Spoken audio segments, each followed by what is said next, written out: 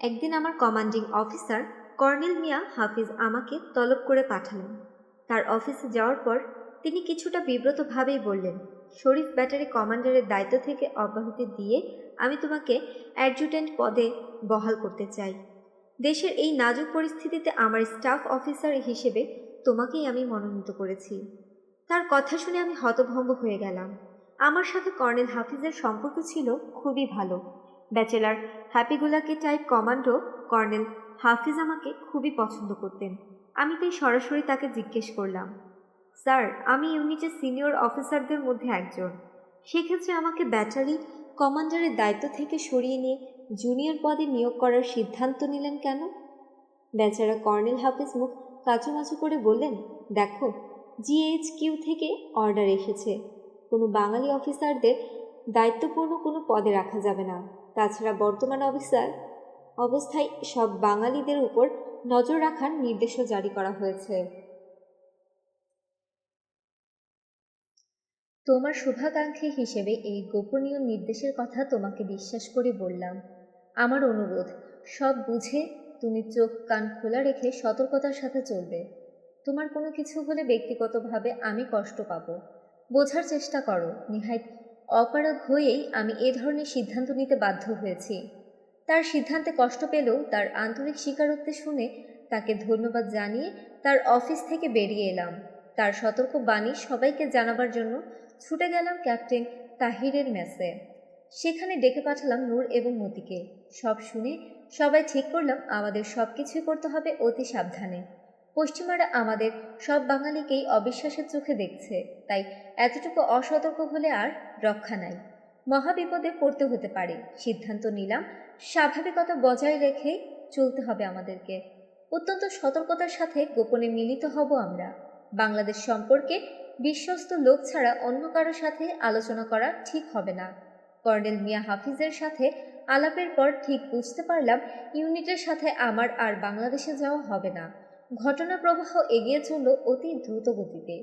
হঠাৎ করে ডিভিশন হেডকোয়ার্টার্সের জওয়ান বাঙালি officer colonel দস্তগীরকে বদলি করে দেওয়া হলো জওয়ান মুজাহিদ হেডকোয়ার্টার্স লাহোরে। তার এ বদলিতে আশ্চর্য হয়ে গেল কোয়ার্টারে অবস্থিত সব বাঙালি। আমাদের কাছে ব্যাপারটা স্বাভাবিক ছিল, কিন্তু অন্যান্য বাঙালিরা অবাক হয়ে গেল তার এ অস্বাভাবিক পোস্টিংয়ে। ডিভিশনের বাঙালিরা যারা বাংলাদেশে যাবার আশায় উন্মুখ হয়েছিলেন তাদের ঘুরে পড়ল বালি। আমি ও নূর একদিন গেলাম কর্নেল দস্তগীরের বাসায়। তার পরিবার তখন বাংলাদেশে। তাকে বললাম, স্যার, এর পরও কি আমাদের চুপচাপ বসে থাকা যুক্তিসঙ্গত? কি করতে চাও? পাল্টা প্রশ্ন করলেন তিনি। আমি বললাম, দেশের সংগ্রামে অবদান রাখার চেষ্টা করতে তো হবে যেভাবেই হোক। পাগল হয়েছ? ১,৫০০ মাইল দূরে বসে কি করতে পারো তোমরা? পালিয়ে গিয়ে যোগদান করতে পারি স্বাধীনতা সংগ্রামে, নয়তো ব্যালেলির অ্যামুনিশন ডিপো উড়িয়ে দিতে পারি। এতে করে সমস্ত সামরিক বাহিনীর সেকেন্ড লাইন অ্যামুনিশন ধ্বংস হয়ে যাবে। অপূরণীয় ক্ষতি হবে সামরিক জান্তার। যুদ্ধ করার ক্ষমতাও কমে যাবে অনেকাংশে। পাগল নাকি? কী সব অদ্ভুত কথা ভাবছ? ইমোশনাল হয়ে এ ধরনের পদক্ষেপ নিলে তোমরা তোমাদের জন্যই শুধু বিপদ ডেকে আনবে না, বিপদ ডেকে আনবে পশ্চিম পাকিস্তানের সব বাঙালির জন্য। অবাস্তব চিন্তাধারা। তিনি আমাদের স্মরণ করিয়ে দিলেন, পাসিং আউট করার দিন শপথ নিয়েছিলে, to remain loyal to the constitution, so be faithful and prove your integrity. পরিশেষে তিনি বললেন, তার উপর কড়া নজর আছে, তাই সার্বিক মঙ্গলের জন্য এভাবে যখন তখন তার সাথে যেন দেখা না করি।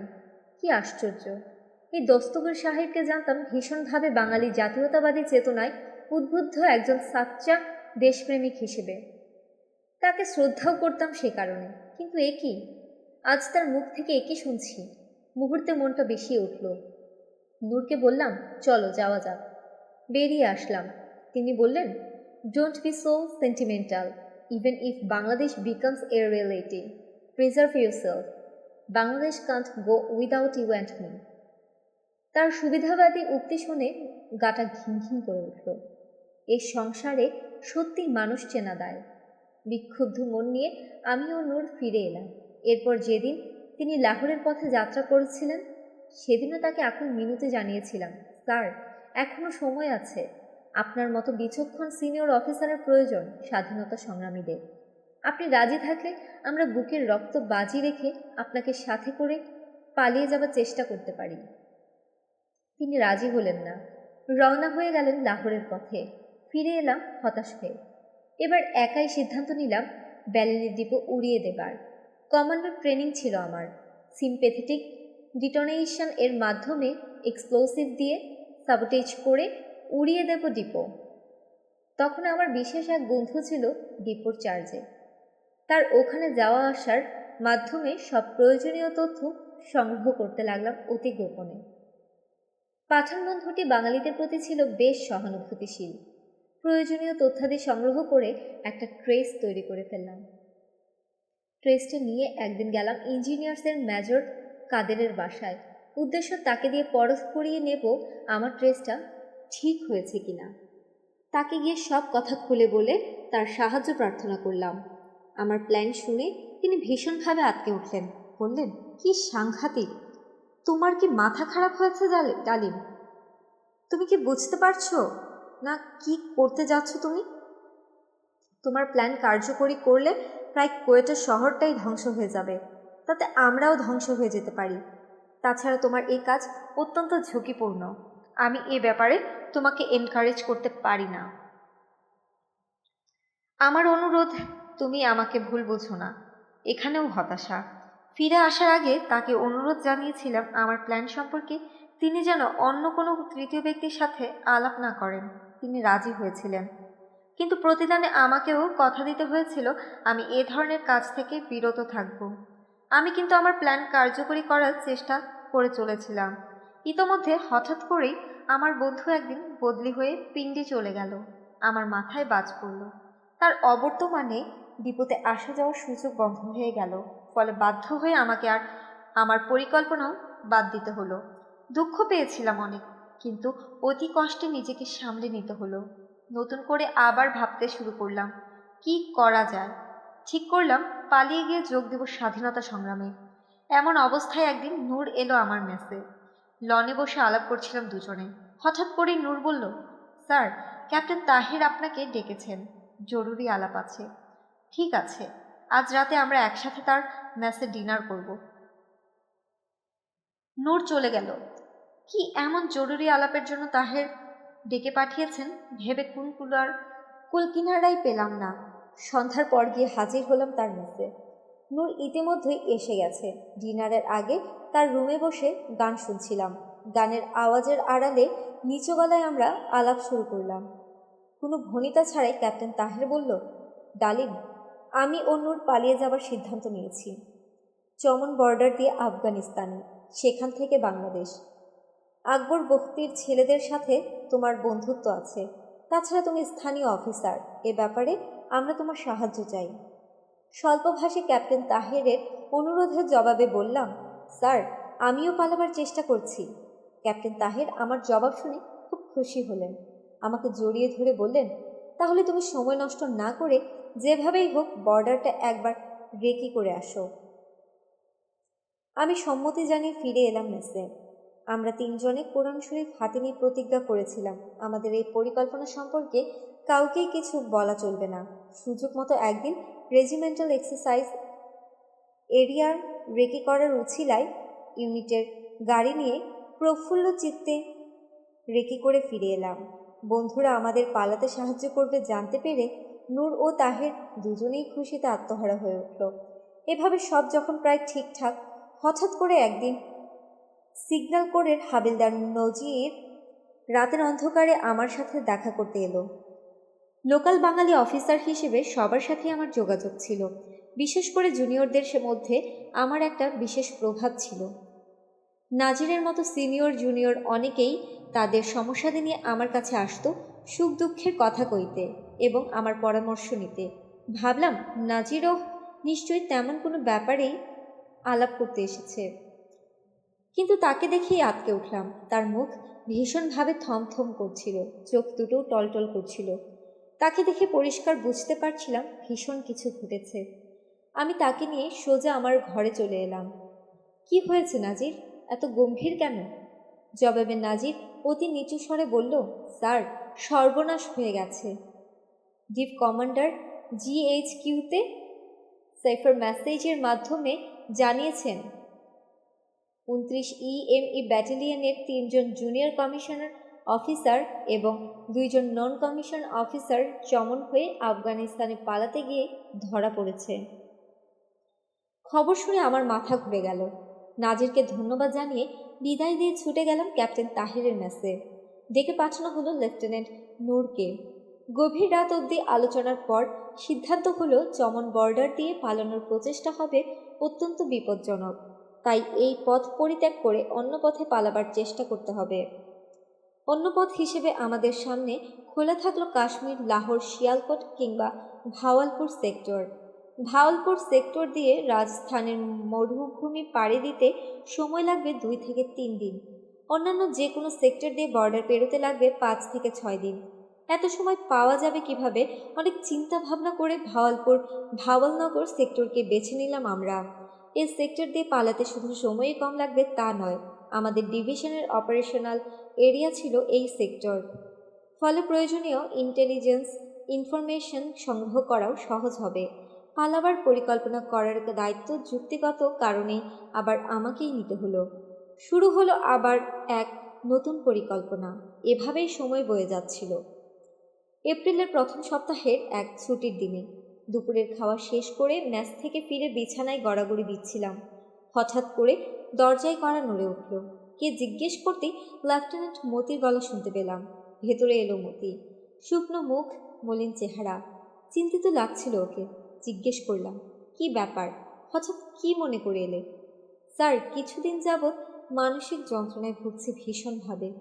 অবশেষে আর মনস্থির করে এসেছি আপনার পরামর্শ নিতে। খুব সিরিয়াস ব্যাপারে কিছু কি? হ্যাঁ স্যার, মনস্থির করে ফেলেছি, পালাবো। যে করেই হোক পালিয়ে গিয়ে স্বাধীনতা সংগ্রামে শরিক হব। চেষ্টা ব্যর্থ হলে যা হবার তা হবে। যে কোনো ঝুঁকি নিতে আমি প্রস্তুত। আপনি কি বলেন? ভালো করে তার মুখের দিকে চেয়ে তার মনের ছবি পড়বার চেষ্টা করলাম। না, তাকে ভীষণ সিরিয়াস মনে হলো। কিন্তু আমরা প্রতিজ্ঞা করেছি আমাদের 3 জনের সিদ্ধান্তের কথা কাউকে বলা যাবে না। তাই সে মুহূর্তে আমাদের চিন্তা ভাবনার কথা না বলে শুধু বললাম, মতি, তোমার আন্তরিকতা প্রশংসনীয়, কিন্তু আমি এ ব্যাপারে কি করতে পারি? মতি চুপ করে ভাবছিল কিছু। আমি বেয়ারাকে ডেকে নাস্তার ফরমাইশ দিলাম। নাস্তা এলো। মতি তৃপ্তির সাথে না খেলো নাস্তা। ওর খাওয়া দেখে বুঝতে পারছিলাম দুপুরের খাওয়া হয়নি তার। হঠাৎ করেই মতি প্রশ্ন করল, স্যার, সব কিছু সম্পর্কে আপনি আমার চেয়ে অনেক বেশি জানেন। এই অবস্থায় আমরা চোখ কান বন্ধ করে হাত গুটিয়ে শুধু বসে থাকব? আমাদের কি কোনো দায়িত্বই নেই? আপনি কি কিছুই ভাবছেন না? আমি মতি প্রশ্নে তাৎক্ষণিক জবাব না দিয়ে বললাম, কাল বিকেল চায়না ক্যাফেতে 6টায় এসো, আলাপ হবে বিস্তারিত। মতি চলে গেল। ও চলে যাবার পর আমি কাপড় পরে গাড়ি নিয়ে সোজা বেরিয়ে গেলাম নূরের কাছে। গিয়ে দেখি নূর দিবা নিদ্রা যাচ্ছে। ওকে উঠালাম ঘুম থেকে। প্রথমে নূর কিছুটা থতমত খেয়ে গিয়েছিল। কি ব্যাপার স্যার, হঠাৎ আপনি এ সময়? বিশেষ প্রয়োজনে এসেছি নূর। তাকে মতির ব্যাপারে সব খুলে বললাম। সব শুনে নূর বলল, মতির ব্যাপারে আপনি কি ভাবছেন? আমি বললাম, ওকে সঙ্গে নিলে কেমন হয়? নূর কিছুক্ষণ চিন্তা করে বলল, আমার আপত্তি নেই, তবে ক্যাপ্টেন তাহিরের মতামতটা জানা দরকার। বেশ, তবে চলো তার ওখানেই যাওয়া যাক। তাই চলুন। আমার গাড়িতে করেই গেলাম ক্যাপ্টেন তাহিরের ওখানে। তাকে সব কথা খুলে বলে জানালাম তাকে সঙ্গে নিতে আমার এবং নূরের কোনো আপত্তি নেই। ক্যাপ্টেন তাহির আমাদের সাথে একমত হয়ে বললেন, ঠিক আছে, ও যদি বিশ্বাসযোগ্য হয় তবে তাকে সঙ্গে নেওয়া হোক। ফিরে এলাম পথে নূরকে নামিয়ে দিয়ে। পরদিন নির্ধারিত সময়ে আমি ও নূর চায়না ক্যাফেতে গেলাম মতির সাথে আলোচনা করতে। গিয়ে দেখি মতি আমাদের পৌঁছার আগেই আমাদের প্রিয় ডিশগুলো অর্ডার প্লেস করে অপেক্ষা করছে। চায়না ক্যাফে তখন কোয়েটা শহরের একমাত্র চাইনিজ রেস্তোরাঁ, আমাদের বিশেষ পছন্দের আড্ডা মারার জায়গা। একটি চাইনিজ পরিবার বাবা মা ও মেয়ে মিলে রেস্তোরাঁটা চালায়। আমরা তাদের পুরনো রেগুলার কাস্টমার, তাই গেলে বিশেষ খাতির যত্ন করে। আমরা যোগ দেবার পরপরই খাওয়া শুরু হলো, সাথে আলোচনা।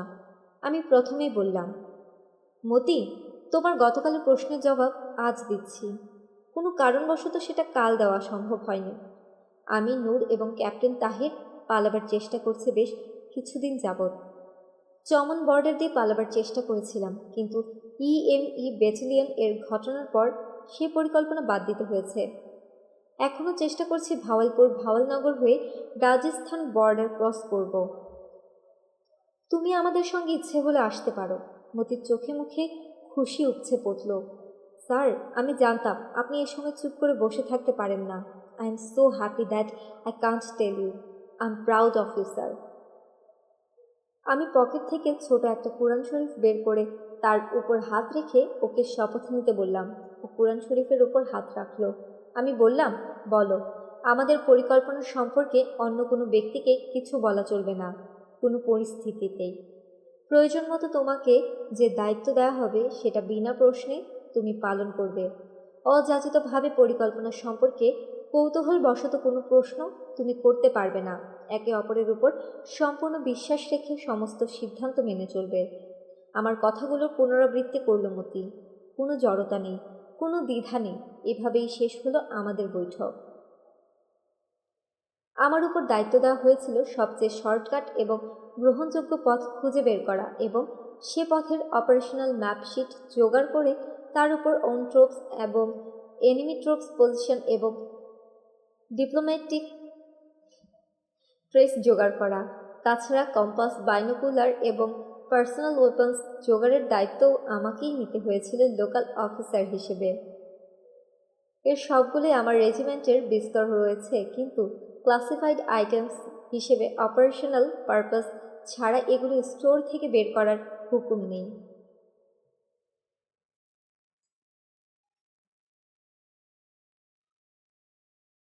তাই অন্য পথ খুঁজে বের করতে হলো। ম্যাপ জোগাড় করার জন্য ঠিক করলাম ইনফ্যান্ট্রি স্কুলের ইন্টেলিজেন্স এর বাঙালি হাবিলদার শফিকের সাহায্য নেব। ছেলেটার সাথে কোর্স করার সময় বেশ ঘনিষ্ঠ হয়ে পড়েছিলাম। কোর্সে বাঙালি হয়েও ভালো রেজাল্ট করায় ও আমাকে বিশেষভাবে শ্রদ্ধা করত। ক্লাসের ফাঁকে ফাঁকে প্রায় ওর সাথে দেশ নিয়ে আলাপ হতো। ও অনেক কথাই বলতো আমাকে আপনজন ভেবে, বিশ্বাস করে। কোর্স করার সময় ও সবসময় আমাকে নানাভাবে সাধ্যমতো সহযোগিতা করতে অত্যন্ত আন্তরিকতার সাথে। এই সম্পর্কের পরিপ্রেক্ষিতেই আমি ঠিক করেছিলাম, দেখা যাক না চেষ্টা করে ও আমাকে ম্যাপের ব্যাপারে কোনো সাহায্য করে কিনা। একদিন ওকে খবর পাঠালাম আমার সাথে দেখা করতে। ও ঠিক এলো আমার মেসে। নানা ধরনের আলাপ আলোচনা হলো দেশ সম্পর্কে। একসময় আমি ওকে বললাম, শফিক, তোমার কাছে আমি একটি ব্যাপারে সাহায্য চাই, যদি ভরসা দাও তবে বলি। ও যেন কিছুটা লজ্জা পেল, বলল, স্যার, আপনি আমাকে লজ্জা দিচ্ছেন কেন? আমি আপনার কোনো কাজে লাগতে পারলে নিজেকে ধন্য মনে করব। আপনি নির্দ্বিধায় বলুন কি প্রয়োজন আপনার। আমি যা চাইব সেটা সাধারণ কোনো জিনিস নয় শফিক। বুদ্ধিমান তরুণ শফিক জবাব দিল, আপনি আমার কাছে কোনো সাধারণ জিনিস চাইবেন না সেটা আমি বুঝতে পেরেছি। তবু আপনি বলুন আমি আপনার জন্য কি করতে পারি। ম্যাপশিটের নম্বরগুলো তাকে লিখে দিয়ে বললাম, এগুলো আমার চাই। ম্যাপশিট নম্বরগুলো দেখেই বুদ্ধিমান শফিক হয়তো বা আজ করতে পেরেছিল আমার উদ্দেশ্য কি। আমার দিকে স্থির দৃষ্টি মেলে চুপ করে বসে থাকলো শফিক। কি যেন পরখ করে খুঁজে দেখছিল আমার মাঝে। ওকে চুপ করে থাকতে দেখে বললাম, হ্যাঁ, আমি পালিয়ে যাবার চেষ্টা করছি, তাই এই ম্যাপশিটগুলো আমার প্রয়োজন। আমার কথা শুনে ও বলল, কিন্তু স্যার। জানি শফিক, তাতে যথেষ্ট ঝুঁকি রয়েছে। ব্যাপারটা ফাঁস হয়ে গেলে তোমার শাস্তিও হতে পারে। তাই যা কিছু করার সিদ্ধান্ত তুমি নেবে সেটা ভেবেচিন্তে স্থিরভাবেই তোমাকেই নিতে হবে। এ ঝুঁকি নেবার ব্যাপারে আমার তরফ থেকে কোনো বাধ্যবাধকতা নেই। তবে আমার অনুরোধ, এ ঝুঁকি তোমার পক্ষে যদি নেওয়া সম্ভব না হয় তবে তুমি অন্য কাউকে আজকের আলোচনা সম্পর্কে কিছু বলবে না। আশা করি তুমি এই অনুরোধ রক্ষা করবে। হাবিলদার শফিক আমার মুখের দিকে নির্বিক দৃষ্টিতে চেয়েছিল। কথা শেষ হতেই সে আমাকে আবেগে জড়িয়ে ধরে বলল, স্যার, আপনি আমাকে বিশ্বাস করেছেন। আল্লাহকে সাক্ষী রেখে বলছি, এ বিশ্বাসের অবমাননা জান থাকতে হতে দেব না। কাল বিকেল 5টায় খোকা বাজারে আমার সাথে আপনি দেখা করবেন। দেখি আমি আপনার জন্য কি করতে পারি। পরদিন বিকেল 5টায় আমি খোকা বাজারে নির্দিষ্ট স্থানে হাবিলদার শফিকের জন্য অপেক্ষা করছিলাম। প্রতিটি মুহূর্ত কাটছিল চরম উত্তেজনায়। 5 মিনিট 10 মিনিট হয়ে গেল, 5টা বেজে শফিকের দেখা নেই। শফিক কি তবে আসবে না? কোনো অঘটন ঘটল না তো? নাকি মুখের ওপর না বলে আমাকে বিব্রত না করে আজ না এসে বুঝিয়ে দিল এ কাজ তার পক্ষে করা সম্ভব নয়। চুপচাপ দাঁড়িয়ে লোকজনের আসা যাওয়া দেখছিলাম আর নানা ধরনের কথা ভাবছিলাম। 5টা 20 হয়ে গেল, ভাবলাম শফিক আর আসবে না। চলে যাওয়ার জন্য পা বাড়িয়েছি, হঠাৎ দেখি ত্রস্ত পায়ে শফিক হাঁপাতে হাঁপাতে ছুটে আসছে আমার দিকে। বাম হাতে একটি ঝোলা, ডান হাতে উঁচু করে আমাকে ইশারায় তার আগমন বার্তা জানাচ্ছে। অল্প সময়ের মধ্যেই লোকের ভিড় ঠেলে ও আমার কাছে এলো। ওকে দেখে খুশি হয়ে উঠল মন। স্যার সরি, একটু দেরি হয়ে গেল, ট্যাক্সি পাচ্ছিলাম না, হাঁপাতে হাঁপাতে বলল শফিক। বললাম চলো কোথাও বসা যাক। মার্কেটের মধ্যেই সাজ্জি কাবাবের দোকানে গিয়ে বসলাম দুজনে। ইন্টার ইউনিট ম্যাচ ছিল আজ, দারুণ খেলা হয়েছে। তারপর 1 ঘন্টা হেভি এক্সারসাইজ করায় বেশ খিদে পেয়েছিল। আস্ত দুটো মুরগির সাজ্জি, সাথে কড়াই কাবাব এবং নান অর্ডার দিয়ে বসলাম দুজনে। বেয়ারা খাওয়ার পট এবং কাপ রেখে গেল। কোনার দিকে একটি নিরিবিলিতে জায়গাতে বসেছিলাম আমরা। রেকর্ড প্লেয়ারের জনপ্রিয় ফিল্ম গান বাজছিল, ফলে আমাদের আলাপ করার সুবিধা হলো। পাশের টেবিলের লোকেরাও আমাদের কথা কিছু শুনতে পাবে না। আমি তো প্রায় নিরাশ হয়ে পড়েছিলাম, কিছুটা চিন্তিত হয়েও পড়েছিলাম। কি কষ্ট করে যে আপনার জিনিস হাসিল করেছি সে একমাত্র আল্লাহ পাকই জানেন। এতে ঝুঁকি আছে প্রচুর, কিন্তু আপনি দেশের জন্য প্রাণ দিতেও প্রস্তুত। সে পরিপ্রেক্ষিতে আমার কিছু হলেও সান্ত্বনা পাবো এই ভেবে যে দেশের স্বাধীনতায় আমিও কিছু অবদান রাখার সুযোগ পেলাম বলেই আস্তে টেবিলের নিচ দিয়ে সে ঝোলাটা আমার হাতে তুলে দিল। আমি তোমার অবদানের কথা সর্বদা স্মরণ রাখবো শফিক। ধন্যবাদ জানিয়ে তোমাকে ছোট করব না, তবে একটা কথা জেনে রেখো, 25শে মার্চ নেককারজনক পাশবিক ঘটনাবলীর পর থেকে দেশ ও স্বাধীনতার সংগ্রামে প্রত্যক্ষভাবে অবদান রাখার জন্য অনেক কিছুই ভেবেছি এবং অনেক বাঙালির সাথে আলাপ করেছি। কেউই তোমার মতো নিঃস্বার্থ আন্তরিকতা দেখায়নি। কেউ আমার চিন্তা ভাবনায় আটকে উঠেছেন, কেউ বা রেগে গিয়ে হুঁশিয়ার বাণী উচ্চারণ করেছেন। ওয়েটার অনেক বাঙালির কাছেই আমি ইতিমধ্যেই বিপজ্জনক ব্যক্তি হিসেবে পরিচিত হয়ে উঠেছি। অনেকে আমার সাথে সব যোগাযোগ ছিন্ন করার সিদ্ধান্ত নিয়েছে। সেক্ষেত্রে তোমার এই সাহায্য আমাকে মুগ্ধ করেছে। তোমার এই অবদান সামান্য নয়। যদি সংগ্রামে যোগ দেবার তৌফিক আল্লাহ আমাকে নসিব করেন, দেশ স্বাধীন হওয়ার পর যদি বেঁচে থাকি, তবে তোমার নাম বাংলাদেশের ইতিহাসে থাকবে ভাই। এ ওয়াদা আমি তোমাকে দিলাম। শফিকের 2 চোখ বেয়ে অশ্রু ঝরছিল। রুমলে চোখ মুছে নিয়ে ধরা গলায় বলল, স্যার আমার এই অবদান অতি সামান্য। ইচ্ছে হয় আপনার সাথে আমিও পাড়ি জমাই, কিন্তু আমি ফ্যামিলি ম্যান। পরিবার ফেলে কি করে পালিয়ে যাই? আমার এই অক্ষমতা আমাকে পীড়া দেবে সারা জীবন। নিজেকে আমি কখনো ক্ষমা করতে পারবো না স্যার। কেন মিথ্যা দুঃখ পাচ্ছ ভাই? বাংলাদেশের সবার পক্ষে কি যুদ্ধে সরাসরিভাবে যোগ দেওয়া সম্ভব হবে? অনেকে নানাভাবে সংগ্রামে অবদান রাখবেন, তারাও মুক্তিযোদ্ধা। যেমন আজকে তুমি রাখলে এক অমূল্য অবদান। যারা যুদ্ধক্ষেত্রে যুদ্ধ করবে তাদের অবদানের চেয়ে তোমার এই অবদানের মূল্য কোনো ক্রমেই কম নয়। সেভাবে তুমিও একজন মুক্তিযোদ্ধা। আমার কথায় শফিক নিজেকে সামনে নিল। বেয়ারা ইতোমধ্যেই খাবার পরিবেশন করে গেছে। এসো খাওয়া যাক। দুজনে তৃপ্তি সহকারে খেলাম। খাওয়া শেষে শফিক বলল, আজ আমাদের নাইট ট্রেনিং আছে, তাই চলে যেতে হবে। সময় প্রায় হয়ে এলো, চলো তোমাকে নামিয়ে দিই। গাড়িতে বসে শফিক বলল, স্যার একটি কথা, যদি আমার কিছু হয় তবে আমার পরিবারকে একটু দেখবেন। যদি বেঁচে থাকি তাহলে এ ব্যাপারে তুমি নিশ্চিত থাকতে পারো, কথা দিলাম। শফিককে নামিয়ে দিয়ে মেসে ফিরে এসে লনের মাঝখানে ছাতির মতো দাঁড়িয়ে থাকা প্রিয় আখরোট গাছটার নিচে গিয়ে বসলাম। বসন্তের ফুরফুরে বাতাস নানা ধরনের ফুলের সুবাস ছড়াচ্ছিল। গার্ডেন লাইটগুলোর স্বল্প আলোকে ম্লান করে দিয়ে বেশ বড় একটি চাঁদ সামনের মুর্দার পাহাড়ের গা ছুঁয়ে উকি দিয়ে হাসছে। মনোরম এক শান্ত পরিবেশ। কফির পেয়ালায় চুমুক দিচ্ছিলাম আর ভাবছিলাম হাবিলদার শফিক সম্পর্কে।